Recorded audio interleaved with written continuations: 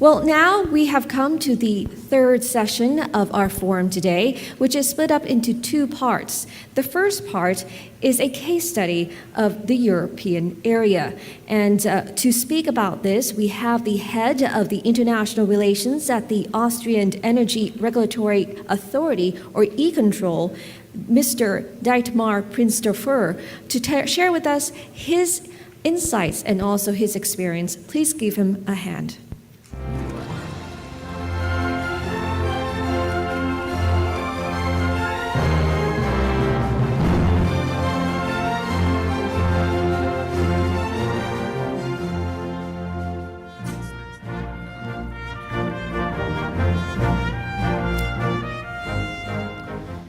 So, thank you. In the beginning, I also would like to thank the energy regulator of Thailand for the kind invitation to this very interesting and important forum. I'm happy to be here. It was prepared, this visit, in the World Forum of Energy Regulation this year in Istanbul, where I met the people of the ERC first time.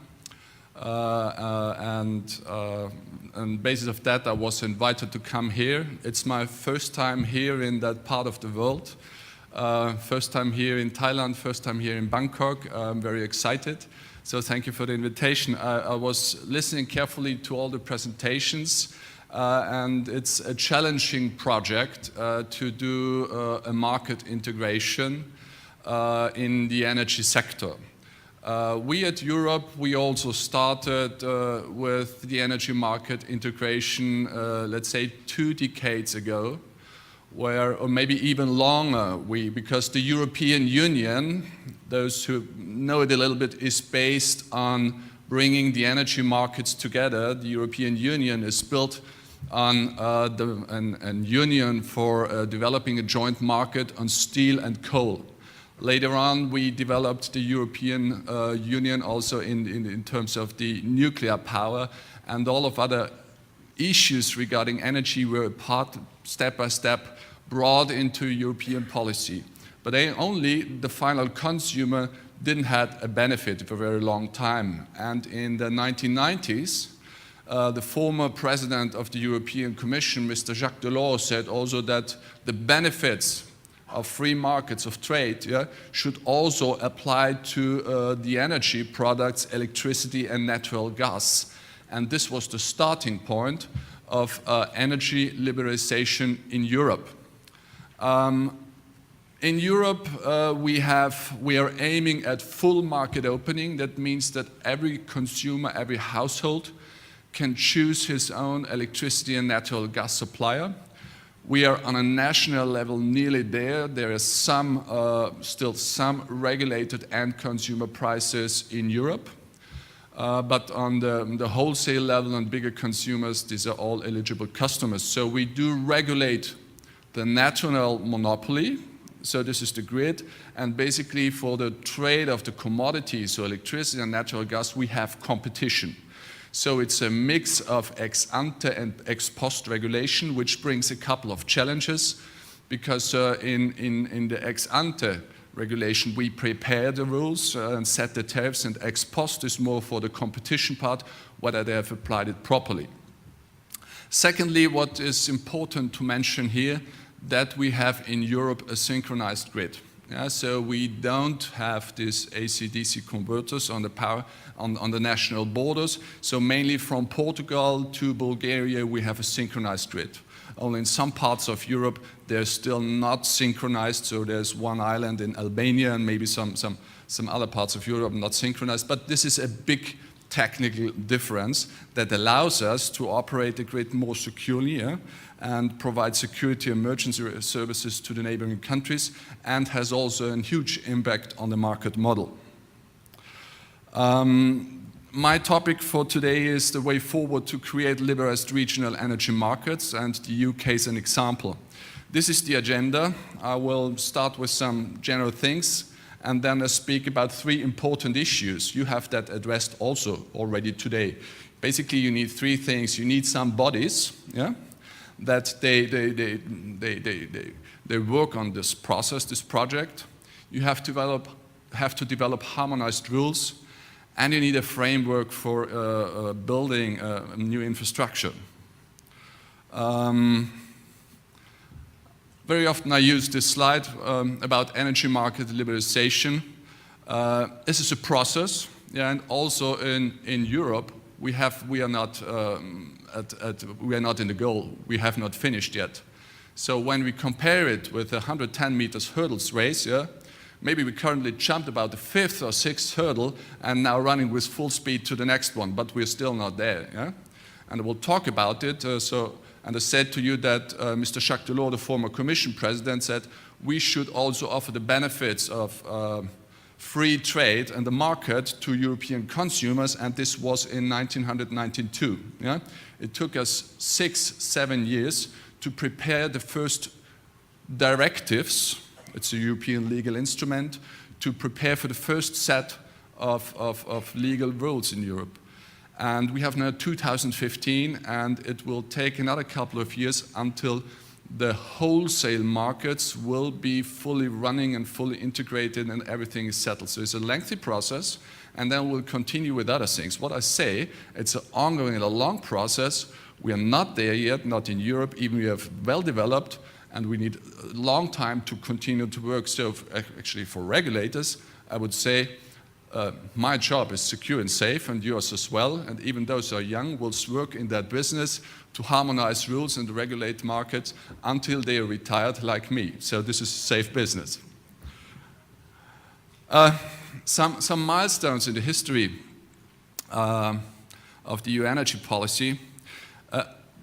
The conclusion is that over the time, the complexity of the issues and the number of the involved parties increased, yeah? Because you start with usually basic things, yeah? With, let's say, 2 neighboring countries, yeah? And more join, and when you do the market integration, always more complex questions will arise, yeah? So this is, I don't want to go into detail of that history. This is maybe for those who are very interested in the European energy policy on a long scale. I've briefly talked about that in the beginning, but this is the main message. It won't become easier, as Brand said when we discussed it previously with the 110-meter hurdle run. Maybe at the end the hurdles become bigger. Yeah? It's not like in sport. Yeah? They're always in the same size. At the end they increase. Some faces, these are the European politicians responsible for that. Loyola de Palacio, Andris Piebalgs, Günther Oettinger, the former EU commissioners, and the current people and politicians in Europe responsible for the energy, or we call energy union, is the Vice President Maroš Šefčovič from Slovak Republic and Ariad Cañete from Spain. This is now an interesting slide where I try to set which requirements you need to create, to develop such an internal market. On the right side, you see what is necessary, and it's bottom up. Yeah, first we want to develop competitive electricity generation and gas wholesale markets. Then next step, full market opening, no regulated commodity or end-user prices. Then we need to develop high public service standards. We need for that fully independent NRAs. In Europe, we have now, based on European legislation, independent NRAs not only from the regulated industry, but also from the governments. Because very often governments are also stakeholder, because they are owner of the state-owned companies and they have a particular interest in that. So thereby it's important that the regulator is also independent from the government. Effective unbundling, big issue, because they're the core interest, yeah? Money and political influence comes out. And without a proper unbundling, there's no discrimination-free market, and there's very often the discrimination of new market participants.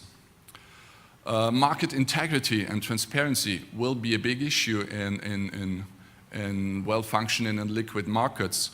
In Europe, we just will start on 7th of October with a new regime of market monitoring, where basically all transaction data all transaction data in the European electricity market will be reported into a database which is operated by the European Agency for the Cooperation of Energy Regulators, ACER. And they will do then checks whether there is market manipulation and things like that. So the 7th of October will be a very interesting day for the European energy regulation when we start that big project. We need to be consumer-oriented. We need to maybe adapt our target models for electricity and gas. Now we have a target model based on intraday, day ahead, and long term, which was designed in a world where we had a lot of base load and a couple of peak load generation, and where the consumption is quite predictable. But with intermittent generation, a lot of renewables, where the consumers come also producers when they put PV panels on their roof, or things like that, the so-called prosumers, this world changes. And maybe we need to adapt and change our market models. We have heard that New Zealand is the energy market, is the energy-only market, as is Europe. But we have some capacity regimes here and there. Do we need that, or do we simply need to reduce the time frame for day ahead, not 24 hours, because wind forecasts and sun forecasts is not that predictable, and we need to have a shorter time frame for this day ahead. Maybe it's only 4 hours ahead, things like that. So this is a challenge. We need appropriate governance structures for European players in the internal energy market.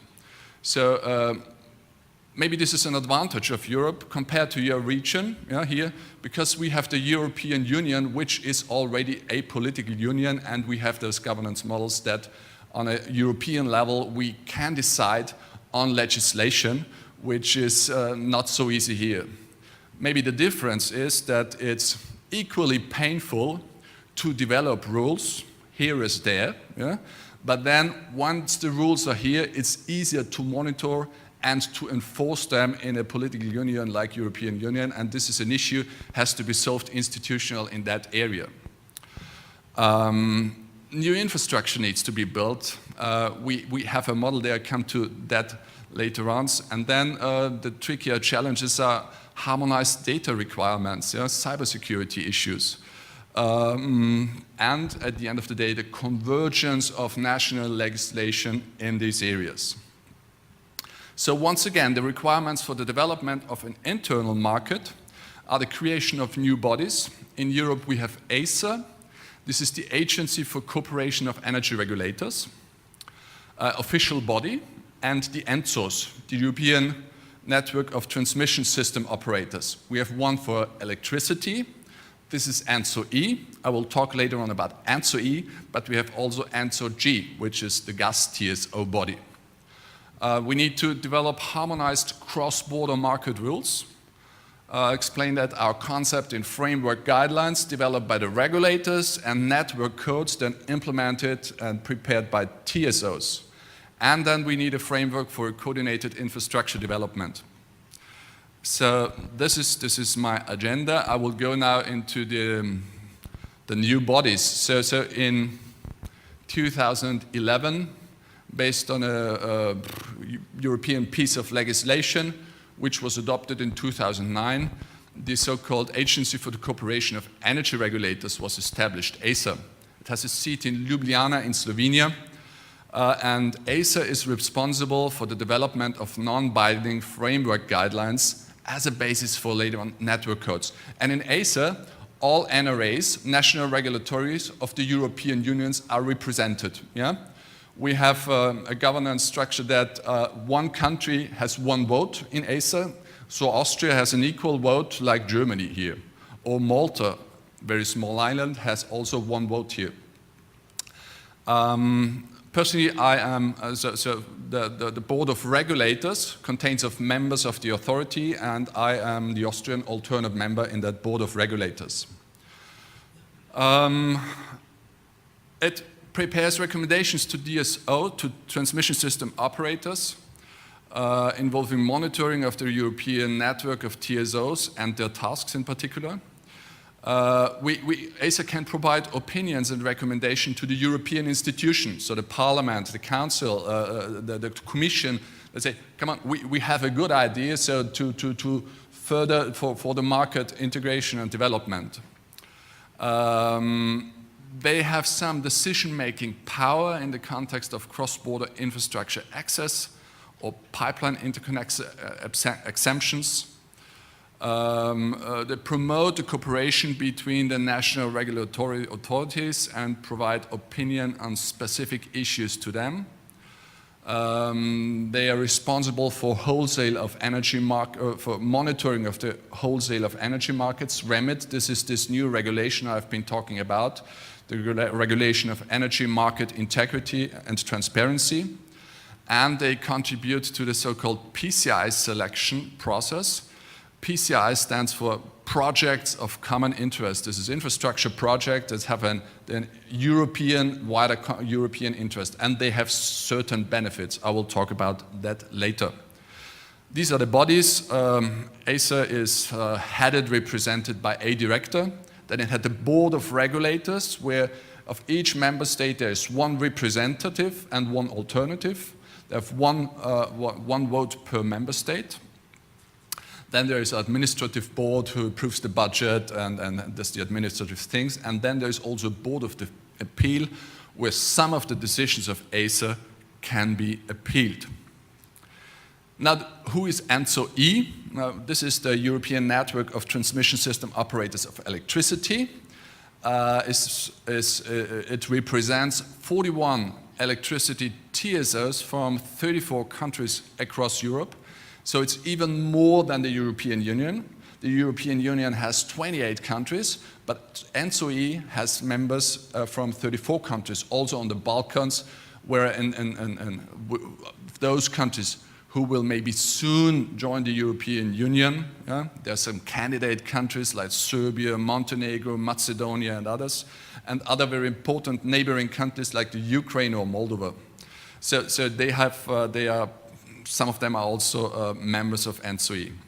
And ENTSO-E promotes the closer cooperation across Europe's TSOs to support the implementation of the European energy policy and achieve Europe's energy and climate policy objectives. So they draft those network codes on the basis of framework guidelines prepared by the European regulators.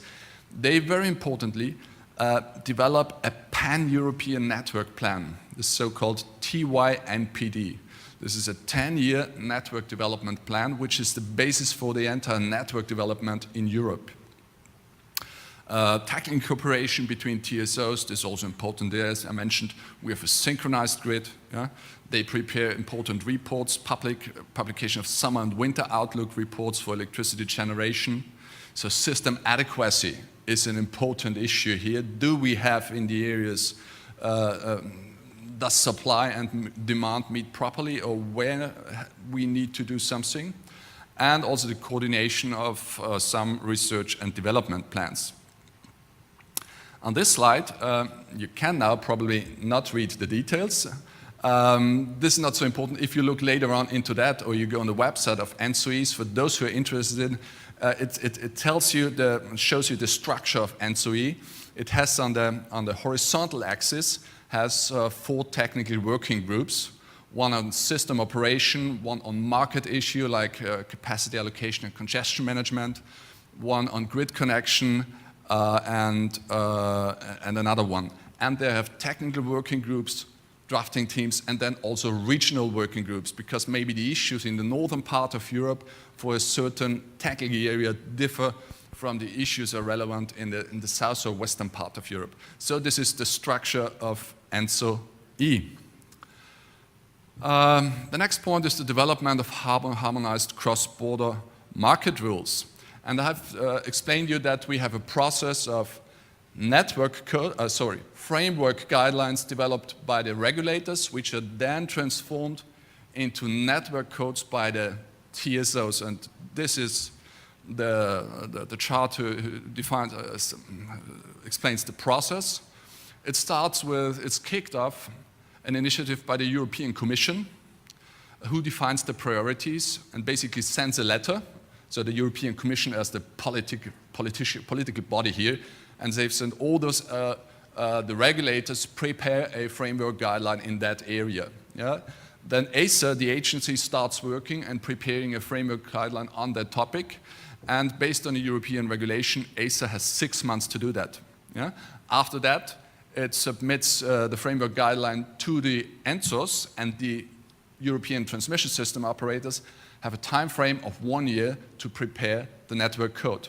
The result, what should be based on the framework guideline, is resubmitted to the regulators, to ACER, and ACER assesses the network code, whether it's in line with the framework guideline or not. If it's in line, and ACER has 3 months for that, it recommends this network code to being adopted by the European Commission. Adopted means then it's going to be legally binding. Yeah? If in that stage the network code doesn't meet the requirement of the framework guideline, ACER tells the ENSOs to go back to the drafting board and redraft certain areas. So basically this is the plan, but you see this is a lengthy process. And some of the processes we started in 2011 or 2012, only were finished recently, yeah? And so it takes time, but you know this obviously, how long it takes. It takes a long time to develop those details, yeah? And then in addition to that, what you cannot see here on this slide, it takes some time until it's legally binding, yeah? And then there's some dates in these network codes where some of these provisions may only enter in force in 2 or 3 years. So therefore I've talked that wholesale market integration is a long time project, yeah? 15, 20 years in Europe. Once again, this is the process. ACER, the regulators, prepare the framework. The TSOs prepare the technical details, and the European Commission, together with the member states, in a so-called procedure, what is called comitology, make them legally binding.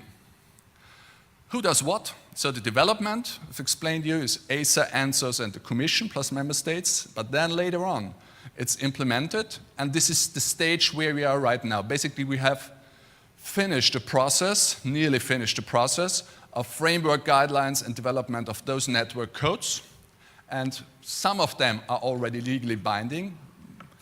A couple of them are in the process of becoming legally binding, and then the next step is the implementation, and implementation is then done by, of course, the market participants, like the TSOs, who have to change their system, adapt things, the regulators and the member states. Sometimes in the member states, the law has to be changed. Yeah? The regulators need to change the national grid code, things like that. So there are follow-up actions required.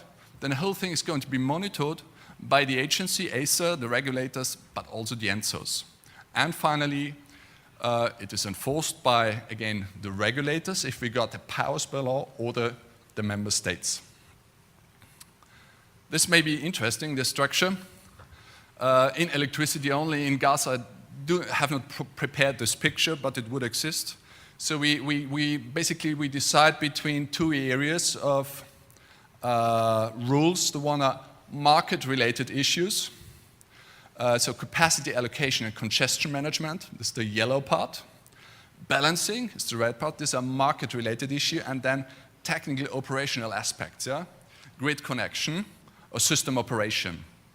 I like to go into the detail now. So we have prepared in the beginning what's very important, and this designs more or less the market model, the so-called framework guideline on capacity allocation and congestion management.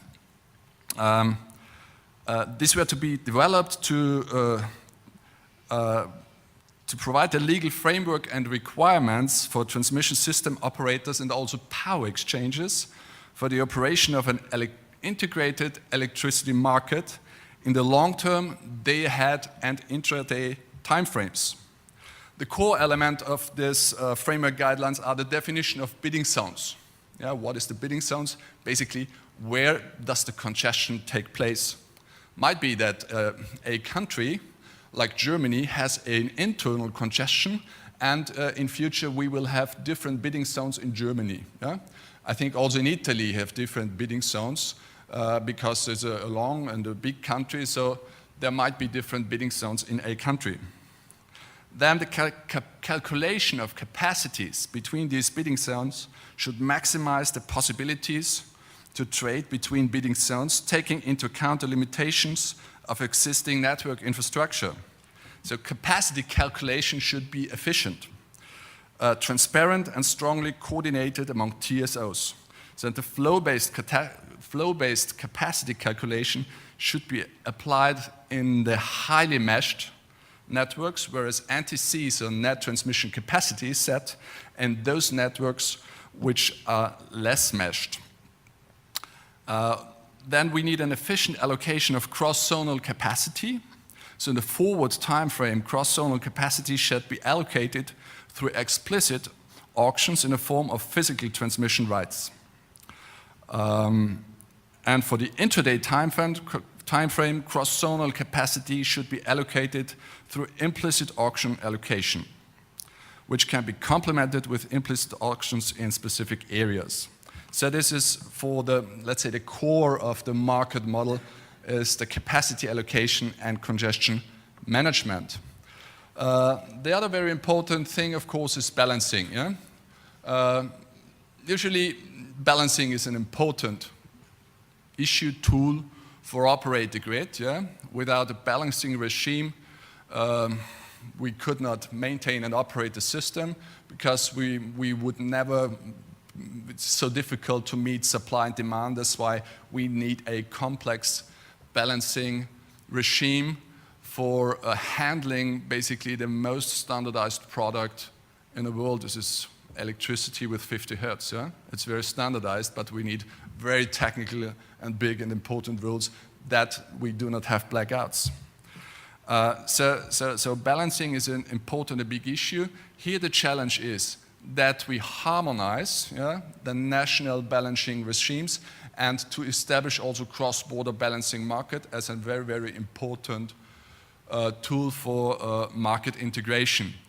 In Europe, this piece of work is, let's say, the less developed one.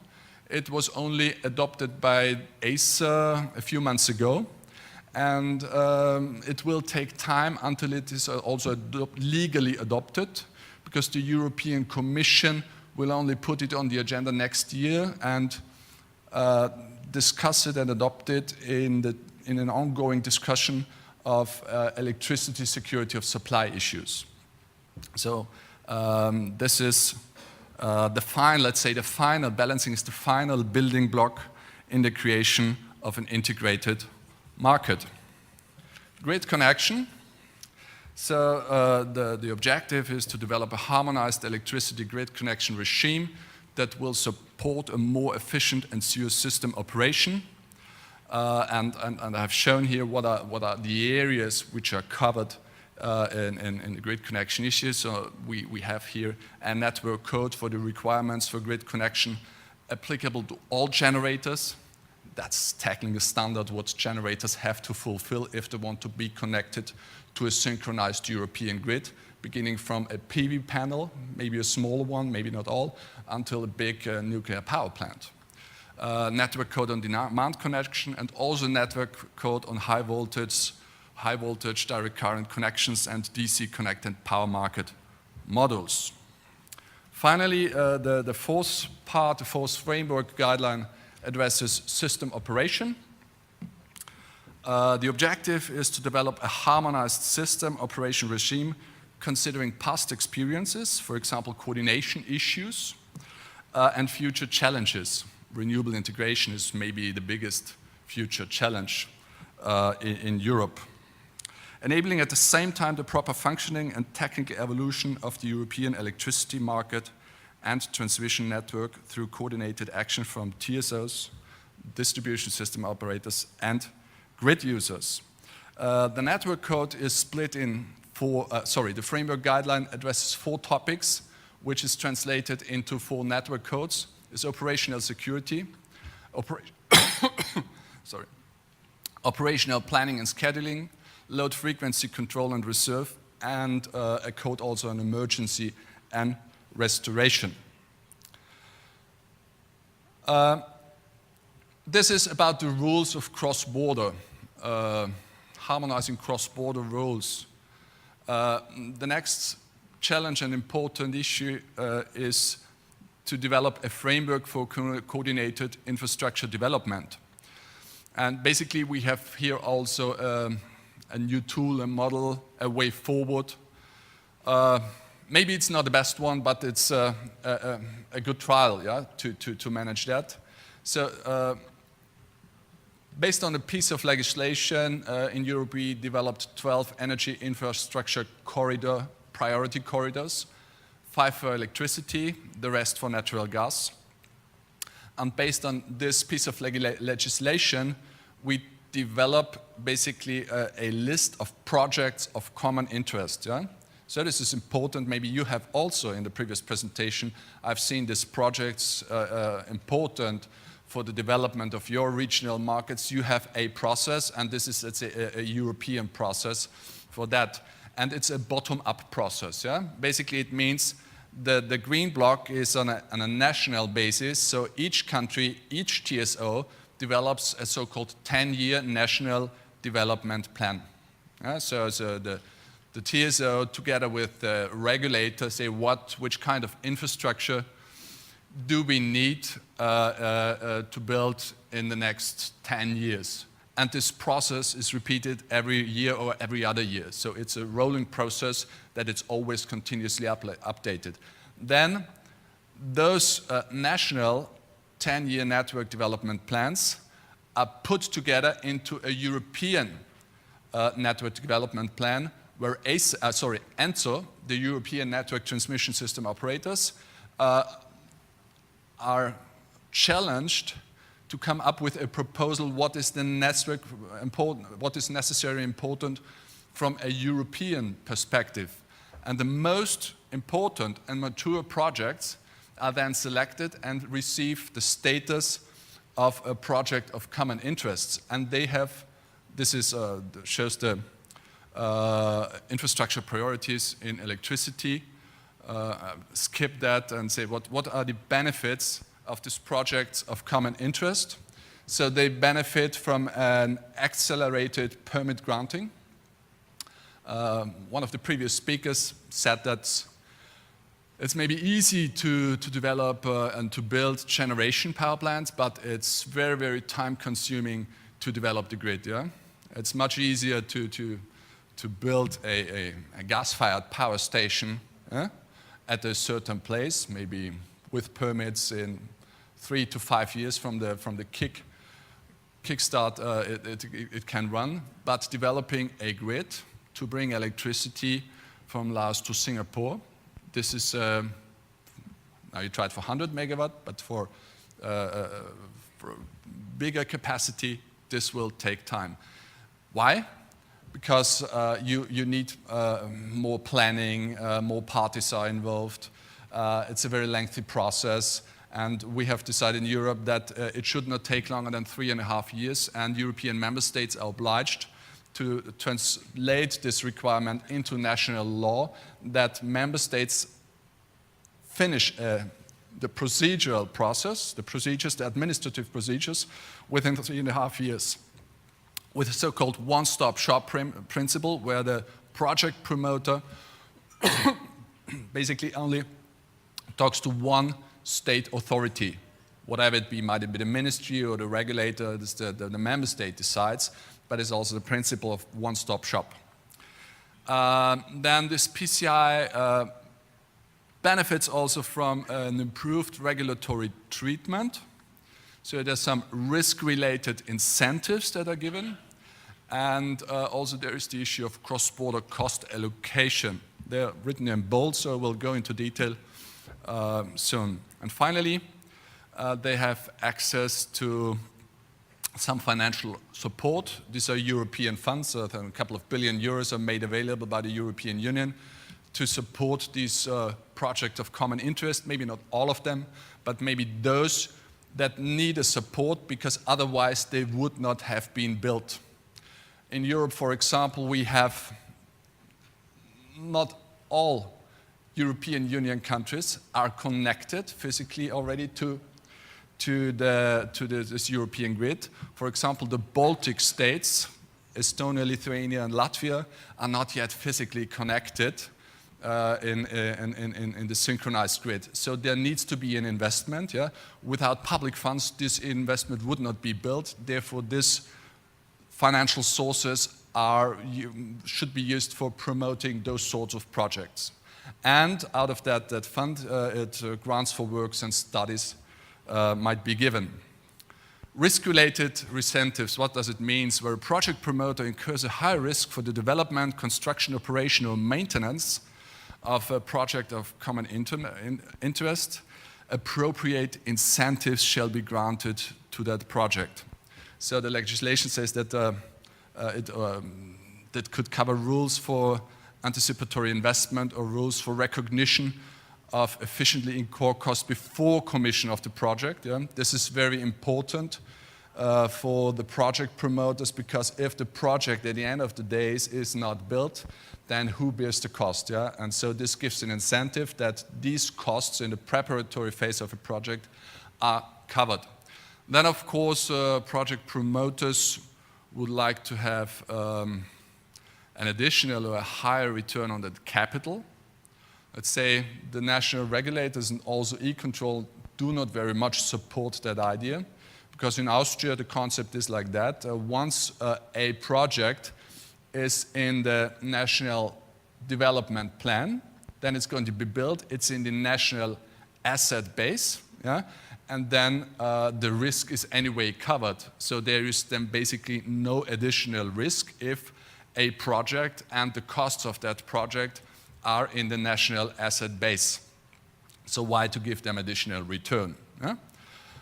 And then any other measures deemed necessary and appropriate, which are more than organizational administrative issues. So there's some risk-related incentives, I think in particular in the preparation phase of the project, that need somehow to be covered, that project promoters pick up those projects and follow up these projects, and hopefully some or all of them can at the end of the day then be built. Second issue is cross-border cost allocation. This is an important issue. For example, country A and country B want to build a power line. Yeah? But in country A, let's say 80% of the investment needs to take place, but they don't have a lot of benefit. Yeah? Because the benefit would go mainly to country B. Yeah? But country B has only 20% of the investment cost. So under normal circumstances, this project would not be built. Yeah? And it's a tricky issue how to include costs in another country into the national asset base of another country. So this piece of legislation developed this so-called cross-border cost allocation principle, where in the beginning there needs a cost-benefit analysis is done, and then this possibility of cross-border cost allocation, it only applies if there is a negative net benefit in at least one country. Yeah? If some countries still have a positive net benefit, yeah, but it's not quite 100% balanced, then this principle doesn't apply. But if there is a negative net benefit, the principle of cross-border cost allocation applies. It functions in a nutshell like that. So the costs are putting on the table, then it's calculated what would be the impact on country A and country B.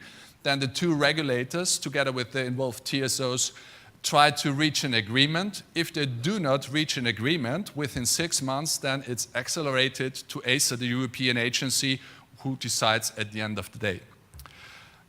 So this is the principle of cross-border cost allocation. Finally, I can conclude. The EU energy law fosters integration of electricity and natural gas markets, notably by establishing planning tools and enhanced institutional and operational coordination. We have ACER, the European body which institutionalizes regulatory cooperation on cross-border issues. However, NOAs will also need to reinforce bilateral and multilateral coordination. Yeah, it doesn't mean, as we have ACER as European bodies, we do not talk anymore to our neighboring NRAs. Yeah? When you have a market integration, yeah, then you have, we in Austria facing the situation that we We talk a lot to Acer, but also we talk even much more over the time with our neighbors, yeah? Because the technical details have to be sorted out on a bilateral basis still. And only Acer provides the framework, yeah? And if there are troubles, there's a possibility to sort out the issues at that level. The infrastructure regulation, I wrote here deals somehow with leftovers, financial and regulatory benefits, and faster approval procedures for projects of common interests, but maybe also European cross-border transmission tariff would be even better, because if the principle that a national transmission tariff, yeah, is paid by the national consumers, by cascading this tariff down on the distribution net, the different grid levels, then to the final consumer, this must also be true on an even bigger level. So maybe this is also an issue is to be addressed. But the political will is necessary for that, because very often countries and companies say we want to be independent and we want to have control over companies. And in case of emergencies or political developments, we don't know. So that's why there is less appetite for such developments. Harmonization of rules and infrastructure development are quite time-consuming. It will have taken the European Union more than 15 years to develop a well-functioning wholesale markets. So that are my conclusions. The last slide, I said the 7th summit. Yeah? We started discussing with third-party access. So we do not have the single buyer model. So we have a multi-buyer, multi-seller model. This is maybe also a big difference between some of your countries and the European Union. We have to create independent NRAs. We focus on energy. The focus is on the consumer, to find the right balance between the necessary interest to cover the costs of the generators and the grid owners, and on the other side, what can the customer afford and pay to maximize, optimize and maximize the outcome for the economy. Renewable integration, quite a challenge. Infrastructure development, big political issue. Wholesale market integration. And the 7th summit, maybe there are others, we don't know. But the next big challenge for Europe will be the retail market integration. So I've consumed nearly all of my time according to the agenda. But if the organizers allow, I will be happy to answer a question if there is any. And thank you for your attention.